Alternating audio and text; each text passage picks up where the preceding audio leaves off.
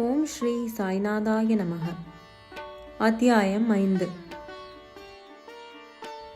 சாந்த் பாடிலின் கல்யாண கோஷ்டியுடன் பாபாவின் வருகை, வரவேற்கப்பட்டு சாயி என அழைக்கப்படுதல், மற்ற ஞானிகளுடன் தொடர்பு, அவருடைய உடையும் அன்றாட நிகழ்ச்சி நியதிகளும், பாதுகைகளின் கதை, மொஹிதீனுடன் மல்யுத்த பயிற்சியும் வாழ்க்கையில் மாற்றமும், தண்ணீரால் விளக்கெறிதல், போலி குரு ஜவஹர் அலி, சாந்த் பாடிலின் கல்யாண கோஷ்டியுடன் பாபா திரும்புதல். சென்ற அத்தியாயத்தில் குறிப்பிட்டபடி இப்போது முதலில் சாய்பாபா காணாமற் போன பிறகு ஷீரடிக்கு எங்கனம் திரும்பி வந்தார் என விவரிக்கிறேன். நைஜாம் சமஸ்தானத்தைச் சேர்ந்த அவுரங்காபாத் ஜில்லாவில் உள்ள தூப்காவன் என்கிற கிராமத்தில் சாந்த் பாடில் என்ற வசதியுள்ள முகமதிய பெருந்தகை ஒருவர் இருந்தார். அவர் அவுரங்காபாத்துக்கு போய்க் கொண்டிருக்கையில் ஒரு பெண் குதிரையை தொலைத்து விட்டார். 2 மாதங்கள் பிரயாசையுடன் தேடினார். ஆனாலும் காணாமல் போன அக்குதிரையை பற்றி கொஞ்சமும் தகவல் பெற இயலவில்லை. ஏமாற்றத்துடன் குதிரை சேணத்தை தன் தோளில் போட்டுக்கொண்டு அவுரங்காபாத்திலிருந்து திரும்பிக் கொண்டிருந்தார். 4½ காத தூரம் பிரயாணம் செய்த பின்னர் ஒரு மாமரத்தருகினில் வந்து அமர்ந்தார். அதன் அடியில் ஒரு பக்கிரி உட்கார்ந்திருந்தார். அவரது தலையில் ஒரு குல்லாய் இருந்தது. கஃப்னி என்னும் நீண்ட ஆடை தரித்திருந்தார். ஹுக்கா குடிப்பதற்கு தயார் செய்து கொண்டிருந்தார். சாந்த் பாடில் அவ்வழியே போவதைக் கண்டு அவரை தன்னிடத்திற்கு கூப்பிட்டு புகைப்பிடிக்கவும் கொஞ்சம் ஓய்வெடுத்து கொள்ளவும் சொன்னார்.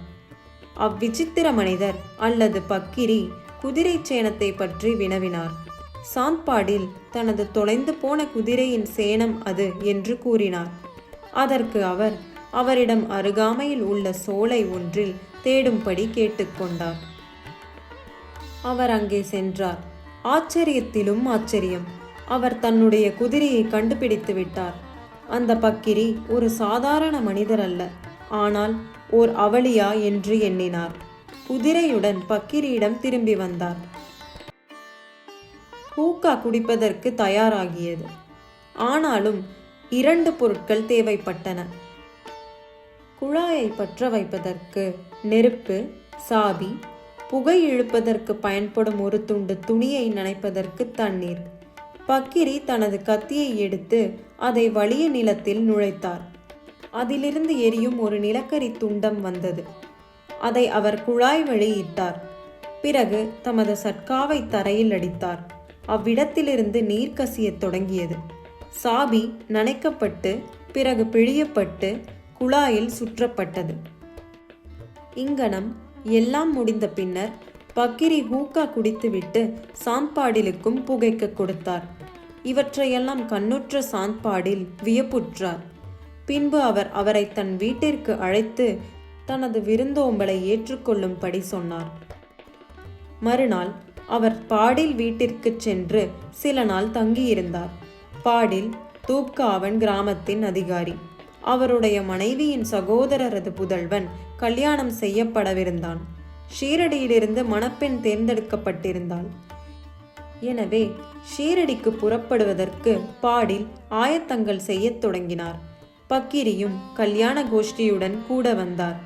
கல்யாணமும் எவ்வித சிரமமும் இன்றி முடிவடைந்தது. கோஷ்டியும் தூப்காவனிற்கு திரும்பியது. ஆனால் பக்கிரி மாத்திரம் ஷீரடியிலேயே இருந்தார். பின்னர் அங்கேயே நிரந்தரமாக தங்கினார். சாயி என்னும் பெயரை பக்கிரி எப்படி அடைந்தார்? கல்யாண கோஷ்டி ஷீரடியை அடைந்ததும் கண்டோபா கோவிலுக்கு அருகில் உள்ள ஓர் ஆலமரத்தடியில் வந்து தங்கினர். கண்டோபா கோவிலின் பரந்த வெளியில் வண்டிகள் அவிழ்த்து விடப்பட்டன. கோஷ்டியில் உள்ளவர்கள் எல்லாம் ஒவ்வொருவராக இறங்கினர். பக்கிரியும் கீழே இறங்கினார். இளம் பக்கிரி இறங்கிக் கொண்டிருப்பதை பகத் மஹல் சாபதி கண்ணுற்றார். உடனே சாயி வரவேண்டும் என்று கூவினார். அதிலிருந்து மற்றவர்களும் அவரை சாயி என்று அழைத்தார்கள். அதிலிருந்து அவர் சாய்பாபா என்னும் பெயரால் அறியப்பட்டார். மற்ற ஞானிகளுடன் தொடர்பு. சாய்பாபா மசூதியில் தங்கத் தொடங்கினார். தேவிதாஸ் என்ற ஒரு ஞானி பாபா வருவதற்கு பல ஆண்டுகளுக்கு முன்பே ஷீரடியில் தங்கியிருந்தார். பாபா அவர்தம் நட்பை விரும்பினார். அவருடன் மாருதி கோவிலிலும் சாவடியிலும் தங்கியிருந்தார். சில சமயங்களில் தனியாகவும் இருந்தார். பிறகு ஜானகிதாஸ் என்று மற்றொரு ஞானியும் வந்தார். பாபா அவருடன் பேசிக் கொண்டிருப்பதிலேயே பெரும்பாலான நேரத்தை கழித்தார். அன்றி ஜானகிதாஸ் பாபா தங்கியிருந்த இடத்திற்கு செல்வார். அங்கனமே புன்தாம்பேயி நின்று இல்லறத்திலிருந்த வைசிய ஞானியான கங்காகீர் எப்போதும் ஷீரடிக்கு வந்தார். சாய்பாபா தம் இரு கைகளாலும் தண்ணீர் குடத்தை தோட்டத்திற்கு நீர் பாய்ச்சுவதற்காக எடுத்து சென்ற போது முதலாக அவரை கண்ட கங்காகீர் ஆச்சரியப்பட்டு வியந்து கூறியதாவது: ஷீரடி ஆசிர்வதிக்கப்பட்டது. அது விலை மதிக்க முடியாத வைரத்தை பெற்றிருக்கிறது. இம்மனிதர் இன்று தண்ணீர் சுமந்து கொண்டிருக்கிறார். ஆனாலும் அவர் சாதாரண மனிதர் அல்ல. இந்நிலம் அதிர்ஷ்டமும் புண்ணியமும் உடையதாதலின் அது ஓர் வைரத்தை பெற்றது. அங்கனமே ஏவலா மடத்தை சேர்ந்த ஆனந்த்நாத் என்பவர் புகழ்பெற்ற ஞானியும் அக்கல்கோட் மகாராஜின் சீடரும் ஆவார். அவர் ஷீரடி மக்கள் சிலருடன் ஷீரடிக்கு வந்தடைந்தார். அவர் சாய்பாபாவை தன் முன் கண்டபோது வெளிப்படையாக பின்வருமாறு கூறினார்: இது உண்மையிலேயே விலை மதிக்க முடியாத ரத்தினமாகும். இவர் ஒரு சாதாரண மனிதர் போன்று தோன்றினாலும் அவர் ஒரு சாதாரண கல் அல்ல, ஒரு வைரக்கல். கூடிய விரைவில் நீங்கள் இதை உணர்வீர்கள். இதை கூறிய பின்னர் அவர் ஏவலாவுக்கு திரும்பிவிட்டார். இது சாய்பாபா இளைஞனாய் இருக்கும்போது சொல்லப்பட்டது. பாபாவின் உடையும் அன்றாட நிகழ்ச்சி நியதியும். சாய்பாபா இளம் பருவத்தில் தமது தலையில் முடி வளர்த்தார். தலைமுடியை ஒழுங்குபடுத்துவதே இல்லை. விளையாட்டு வீரனை போன்று அவர் உடையணிந்திருந்தார். அவர் ராகதாவிற்கு சென்றிருந்த போது சாமந்தி, மல்லிகை, முல்லை ஆகியவற்றின் சிறிய புஷ்பங்களை கொணர்ந்து தரையை சுத்தப்படுத்தி காய்ந்த நிலத்தை கொத்தி அவற்றை நட்டு தண்ணீர் விட்டார். வாமன் தாத்யா என்னும் அடியவர் அவருக்கு தினந்தோறும் 2 பானைகள் கொடுத்தார்.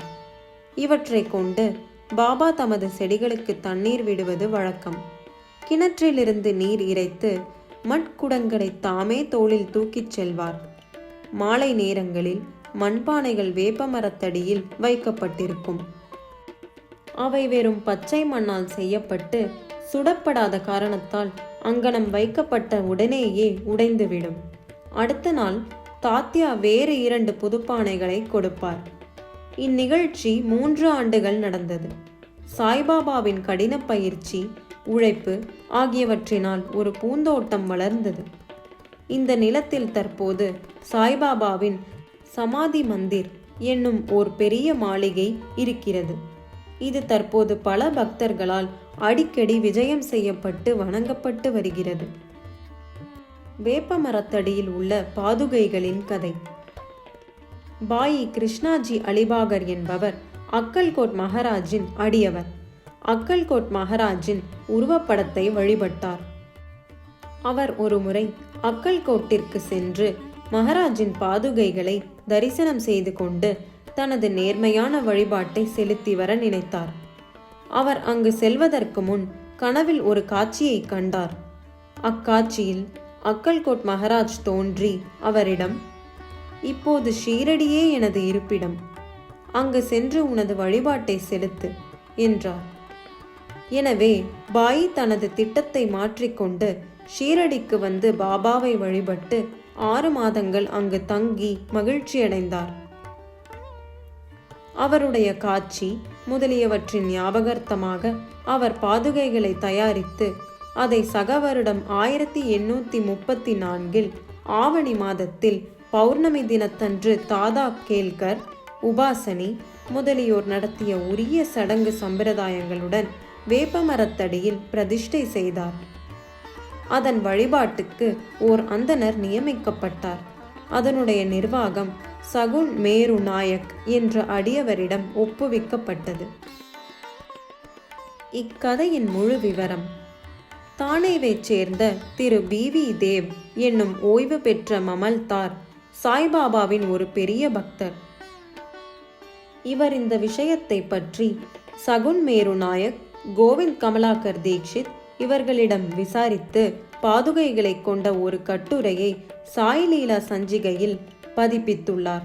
அது கீழ்கண்டவாறு: சகவருடம் 1834 பம்பாயை சேர்ந்த டாக்டர் ராமாராவ் கோதாரி ஒருமுறை ஷீரடிக்கு பாபாவின் தரிசனத்துக்கு வந்தார். அவரது கம்பவுண்டரும் அவரது நண்பர் பாயி கிருஷ்ணாயி அலிபாகரும் அவருடன் வந்தார்கள். கம்பவுண்டரும் பாயியும் சகுன் மேரு நாயக்குடனும் கோவிந்த் கமலாகர் தீக்ஷித்துடனும் நெருங்கிய நண்பர்களானார்கள். சில விஷயங்களை பற்றி இவர்கள் பேசிக்கொண்டிருக்கையில் ஷீரடிக்கு சாய்பாபா முதல் விஜயம் செய்தது புனித வேப்பமரத்தடியில் அமர்ந்திருந்தது இவ்வுண்மைகளின் ஞாபகார்த்தம் ஒன்று இருக்க வேண்டும் என்று நினைத்தார்கள். பாபாவின் பாதுகைகளை பிரதிஷ்டை செய்வதற்கு எண்ணி அவற்றை சாதாரண கல்லில் செய்வதற்கு இருந்தனர். அப்போது பாயின் நண்பரான கம்பவுண்டர் தனது எஜமானரான டாக்டர் ராமதேவ் கோதாரியிடம் இதை தெரிவித்தால் அருமையான பாதுகைகளை அவர் வடிவமைப்பார் என்று யோசனை கூறினார். அனைவரும் இந்த யோசனையை விரும்பினர். டாக்டர் கோதாரியிடமும் இதை பற்றி தெரிவித்தனர். அவரும் ஷீரடிக்கு வந்து பாதுகைகளின் திட்டத்தை வரைந்தார். கண்டோபா கோவிலில் உள்ள உபாசனி மகாராஜிடம் அவர் சென்று தனது திட்டத்தை காண்பித்தார். உபாசனி அதில் பல முன்னேற்ற திருத்தங்கள் செய்து தாமரை புஷ்பங்கள், சங்கு, சக்கரம், மனிதன் முதலியவற்றை வரைந்து வேப்பமரத்தின் உயர்வை பற்றியும் பாபாவின் யோக சக்தியை பற்றியும் உள்ள பின்வரும் ஸ்லோகத்தை அதில் பொறிக்கலாம் என்றும் யோசனை கூறினார். அந்த ஸ்லோகம் பின்வருமாறு: சதானிம்ப விருக்ஷஸ்ய மூலாதிவாசாத் சுதாஸ்திராவினம் திக்தமப்யப்ரியம்தம் தரும் கல்ப விருக்ஷாதிகம் சாதயந்தம் நமாமீஸ்வரம் சத்குரும் சாயிநாதம். உபாசனையின் யோசனைகள் ஏற்றுக்கொள்ளப்பட்டு நிறைவேற்றப்பட்டன. பாதுகைகள் பம்பாயில் செய்யப்பட்டு ஷீரடிக்கு கம்பவுண்டர் மூலம் அனுப்பப்பட்டன. பாபா அவற்றை ஆவணி மாத பௌர்ணமி தினத்தன்று பிரதிஷ்டை செய்ய வேண்டும் என்று சொன்னார். அத்தினத்தன்று காலை 11 மணிக்கு பாதுகைகளை கண்டோபா கோவிலிலிருந்து துவாரகமாயிக்கு ஜி.கே. தீக்ஷித் ஊர்வலமாக தனது தலையில் எடுத்து வந்தார். பாபா அப்பாதுகைகளை தொட்டு இவைகள் பிரபுவின் பாதங்கள் என்றும் அவற்றை வேப்பமரத்தடியில் பிரதிஷ்டை செய்யும்படியும் கூறினார். அதற்கு முதல் நாள் பஸ்தா சேட் என்ற பம்பாயைச் சேர்ந்த பார்சி பக்தர் ரூபாய் 25 மணி ஆர்டர் செய்திருந்தார். பாபா இத்தொகையை பிரதிஷ்டை செய்ய கொடுத்து விட்டார். பிரதிஷ்டையின் மொத்த செலவு ரூபாய் 100 ஆகியது. அதில் ரூபாய் 75 நன்கொடைகளினால் சேர்க்கப்பட்டது. முதல் 5 ஆண்டுகள் ஜி.கே. தீக்ஷித் அவர்களால் பாதுகைகள் வழிபாடு செய்யப்பட்டது. பின்னர் இவ்வழிபாடு ஜக்கடியை சேர்ந்த லக்ஷ்மண் காகேஸ்வரால் செய்யப்பட்டது. முதல் 5 ஆண்டுகளில் டாக்டர் கோதாரி விளக்கேற்றுவதற்காக மாதம் ரூபாய் 2 அனுப்பி வைத்தார். பாதுகைகளை சுற்றி போடுவதற்கு வேலியும் அனுப்பினார். ஸ்டேஷனிலிருந்து அவ்வேலியை ஷீரடிக்கு கொண்டு வரும் செலவையும் கூரையும் சகுன் மேரு நாயக்கினால் கொடுக்கப்பட்டது. தற்போது ஜாகடி வழிபாட்டை செய்கிறார். சகுன் மேரு நாயக் நெய்வேத்தியம், மாலை விளக்கேற்றுதல் முதலியவைகளை செய்கிறார். பாயி கிருஷ்ணாஜி என்பவர் முதலில் அக்கல்கோட் மகாராஜின் அடியவராவார். சகவருடம் 1834 பாதுகைகள் பிரதிஷ்டை செய்யப்படும் சமயத்தில் அக்கல்கோட் போகும் வழியில் ஷீரடிக்கு வந்தார். பாபாவின் தரிசனம் ஆன பிறகு அக்கல்கோட்டுக்கு போக விரும்பி பாபாவின் அனுமதியை இதற்காக வேண்டினார். பாபா அவரிடம், அக்கல்கோட்டில் என்ன இருக்கிறது? நீ ஏன் அங்கு போக வேண்டும்?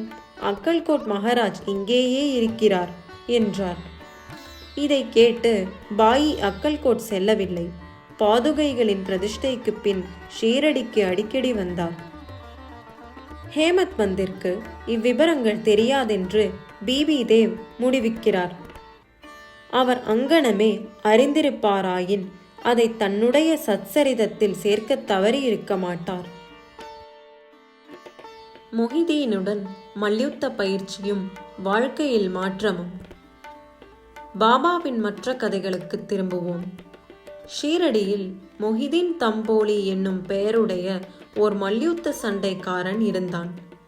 பாபாவுக்கும் அவனுக்கும் சில விஷயங்களில் உடன்பாடு ஏற்படவில்லை. இருவரும் மல்யுத்தம் செய்யத் தொடங்கினர். இதில் பாபா தோற்கடிக்கப்பட்டார். அதிலிருந்து பாபா தம்முடைய உடைமையையும் வாழ்க்கை முறையையும் மாற்றியமைத்துக் கொண்டார். மேலாடையாக கஃப்னி அணிந்தார். லங்கோடு அணிந்து தன் தலையை ஓர் துண்டு துணியால் மூடினார். தம்முடைய ஆசனத்திற்கு ஓர் சாக்கு துணியையும் படுக்கைக்கு ஒரு சாக்கு துணியையுமே உபயோகித்தார். கிழிந்த கசங்கிய கந்தல் உடைகளை அணிவதிலேயே திருப்தியடைந்தார். அவர் எப்போதும் ஏழ்மை அரசுரிமையை விட நன்று, இறைமையை விட மிக மிக நன்று, கடவுள் ஏழைகளின் நிரந்தர நண்பராவார் என்று கூறினார். கங்காகீரும் மல்யுத்தம் செய்வதில் மிக்க விருப்பம் உள்ளவர். அவர் ஒருமுறை மல்யுத்தம் செய்யும் போது ஒரு ஆசையற்ற உணர்ச்சி அவருக்கு ஏற்பட்டது. அப்போது ஒரு குரல் அவரிடம் அவரது உடம்பை துறந்து கடவுளுடன் நிரந்தரமாக ஈடுபடும்படி கூறுவது கேட்டது. எனவே அவரும் சம்சாரத்தை துறந்து கடவுளை நோக்கி திரும்பினார். புன்தாம்பேக்கு அருகிலுள்ள ஓர் ஆற்றின் கரையில் ஒரு மடத்தை ஸ்தாபித்தார். சாய்பாபா மக்களுடன் கலந்து பேசுவதில்லை. அவரை யாராவது கேள்வி கேட்ட போது மட்டுமே அதற்கு பதில் கூறினார். பகற்பொழுதில் எப்போதும் வேப்பமரத்தடியிலேயே உட்கார்ந்திருந்தார். சில சமயங்களில் கிராம எல்லையில் வாய்க்காலுக்கு அருகிலுள்ள ஓர் ஆலமரத்தின் நிழலில் அமர்ந்திருந்தார். மாலை நேரங்களில் அவர் குறிக்கோள் இன்றி நடப்பது வழக்கம். சில நேரங்களில் நேம்காவன் போவார். அங்கு திரையம்பக் தேங்கலேயின் வீட்டிற்கு போவார். பாபா அவரை விரும்பினார். அவரின் தம்பியான நானா சாஹேபுக்கு இரண்டாவது திருமணம் செய்தும் குழந்தைகள் ஏதும் இல்லை. பாபா சாஹேப் நானா சாஹேபை பாபாவின் தரிசனத்துக்காக அனுப்பினார். சில காலத்திற்கு பிறகு பாபாவின் அருளால் நானா சாஹேப் ஒரு புதல்வனை பெற்றார். அதிலிருந்து பாபாவை பார்க்க மக்கள் கூட்டமாக திரண்டு வந்தனர். அவருடைய புகழ் பரவி அகமத் நகரை எட்டியது. அதிலிருந்து நானா சாஹேப் சந்தோர்கரும் கேசவ சிதம்பரும் மற்றும் பலரும் ஷீரடிக்கு வரத் தொடங்கினர். பாபா பகற்பொழுதில் தமது அடியவர்களால் சூழப்பட்டிருந்தார். இரவில் உதிர்ந்து கொட்டும் ஒரு பழைய மசூதியில் படுத்தார். பாபாவிடம் இந்த நேரத்தில் ஹூக்கா, புகையிலை, ஒரு டம்ளர், நீண்ட கஃப்னி, தலையை சுற்றி ஒரு துண்டு துணி, ஒரு சட்கா முதலிய சிறு சிறு உடைமைகள் இருந்தன. இவைகள் எல்லாம் பாபா எப்போதும் வைத்திருந்தார். தலையிலுள்ள அச்சிறு துணி நன்கு முறுக்கப்பட்ட முடியை போல் இடது காதிலிருந்து முதுகில் தொடங்கியது. இது பல வாரங்களாக துவைக்கப்படாதது. அவர் எவ்வித பூட்ஸோ காலனியோ அணியவில்லை. நாட்களின் பெரும் பகுதிக்கு ஒரு சாக்குத் துணியே அவரின் ஆசனமாகும். ஒரு கௌபீனத்தை அவர் அணிந்திருந்தார். குளிரை விரட்ட எப்போதும் துணியின் முன்னால் இடது கையை மரக்கட்டை பிடியின் மீது வைத்தவாறு தெற்கு நோக்கி அமர்ந்திருந்தார். அந்த துணியில் அகங்காரம், ஆசைகள், எல்லாவித எண்ணங்கள் ஆகியவற்றை காணிக்கையாக போட்டார். அல்லா மாலிக் என்று கூறினார். எல்லா பக்தர்களும் வந்து அவரை தரிசித்ததும் அவர் அமர்ந்திருந்ததுமான மசூதியானது 2 அறைகளின் அளவே இருக்கும். 1912க்கு பிறகு ஒரு மாற்றம் நிகழ்ந்தது. பழைய மசூதி பழுது பார்க்கப்பட்டு ஒரு தாழ்வாரம் எழுப்பப்பட்டது. இம்மசூதியில் பாபா தங்குவதற்கான தகியா என்ற இடத்தில் வசித்து வந்தார். அங்கேதான் பாபா கால்களில் சலங்கை கட்டி அழகாக நடனம் செய்து கொண்டு அன்புடன் பாடினார். தண்ணீரால் விளக்கெரித்தல். சாய்பாபாவுக்கு விளக்குகள் என்றால் அதிக விருப்பம். அவர் கடைக்காரர்களிடமிருந்து எண்ணெய் வாங்கி மசூதியிலும் கோவிலிலும் இரவு முழுவதும் விளக்குகளை எரிய விடுவது வழக்கம். பின்பு எண்ணெய் இலவசமாக அளித்து வந்த வணிகர்கள் எல்லோரும் ஒன்று கூடி இனிமேல் எண்ணெய் கொடுப்பதில்லை என முடிவு செய்தனர். வழக்கம் போல் பாபா அவர்களிடம் எண்ணெய் கேட்கப் போன போது அவர்கள் எல்லோரும் தீர்மானமாக எண்ணெய் இல்லை என சொல்லிவிட்டார்கள். இதை கேட்டு குழப்பமடையாத பாபா மசூதிக்கு திரும்பி வந்து காய்ந்த திரிகளை விளக்குகளில் இட்டார். வணிகர்கள் மசூதிக்கு வந்து என்ன நடக்கிறது என்பதை ஆர்வத்துடன் கவனித்துக் கொண்டிருந்தனர். பாபா மிக கொஞ்சம் மட்டுமே எண்ணெய் இருந்த தகர குவளையை எடுத்தார். தண்ணீரை அதில் ஊற்றி குடித்தார். இவ்விதமாக அதை நிவேதனம் செய்த பிறகு தகர டப்பாவில் தண்ணீரை மறுபடியும் எடுத்து எல்லா விளக்குகளிலும் அதனையே நிரப்பிக் கொளுத்தினார். வணிகர்களுக்கு ஆச்சரியத்தையும் பயத்தையும் விளைவிக்கும்படியாக விளக்குகள் எரியத் தொடங்கின. இரவு முழுவதும் எரிந்து கொண்டிருந்தன. வணிகர்கள் தங்கள் செய்கைக்கு மனம் வருந்தி பாபாவிடம் மன்னிப்பு கேட்டுக்கொண்டனர். பாபா அவர்களை மன்னித்து எதிர்காலத்தில் அதிக உண்மை உள்ளவர்களாக இருக்கும்படி கேட்டுக்கொண்டார். போலி குரு ஜவஹர் அலி. மேலே குறிப்பிட்ட மல்யுத்தம் நடந்த 5 ஆண்டுகளுக்கு பின்னர் ஜவஹர் அலி என்னும் பெயருடைய பக்கிரி தன் சீடர்களுடன் அகமத் நகரிலிருந்து ராகதாவுக்கு வந்து வீரபத்திர சுவாமி கோயிலுக்கு அருகிலுள்ள பக்கலில் தங்கினார். இப்பக்கிரி படித்தவர், குரான் முழுவதையும் ஒப்பிக்கும் ஆற்றல் உடையவர், இனிமையான நாவுடையவர். கிராமத்தை சேர்ந்த பல மதப்பற்றும் பக்தியும் உடைய மக்கள் அவரிடம் வந்து மரியாதை செய்யத் தொடங்கினர். அவர் அந்த கிராம மக்கள் உதவியுடன் வீரபத்திரர் கோவிலுக்கு அருகில் ஓர் ஈத்கா கட்டத் தொடங்கினார்.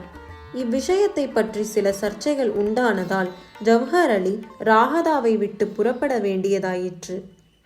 பிறகு அவர் ஷீரடிக்கு வந்து பாபாவுடன் மசூதியில் தங்கினார். அவருடைய இனிமையான வாக்குகளால் மக்களை கவர்ந்தார். பாபாவை தன்னுடைய சீடர் என்று கூறத் தொடங்கினார். பாபா அதை மறுக்கவில்லை. அவரை சீராக இருக்க சம்மதித்தார். குரு, சீடர் இருவரும் ராகதாவுக்கு திரும்பி அங்கு வசிக்க முடிவு செய்தனர். குரு சீடரின் மதிப்பை அறிந்திருக்கவே இல்லை. ஆனால் சீடர் குருவின் குற்றங்களை உணர்ந்திருந்தார். எனினும் அவரை மதிக்காமல் இருந்ததில்லை. பாபா தமது கடமைகளை கவனத்துடன் ஆற்றிக்கொண்டு வந்தார். தமது குருவிற்கு பல்வேறு விதங்களில் பணிபுரிந்தும் வந்தார். ஷீரடிக்கு அவர்கள் அடிக்கடி வருவது வழக்கம். ஆனால் அவர்களின் முக்கிய இருப்பிடம் ராகதாவாகும்.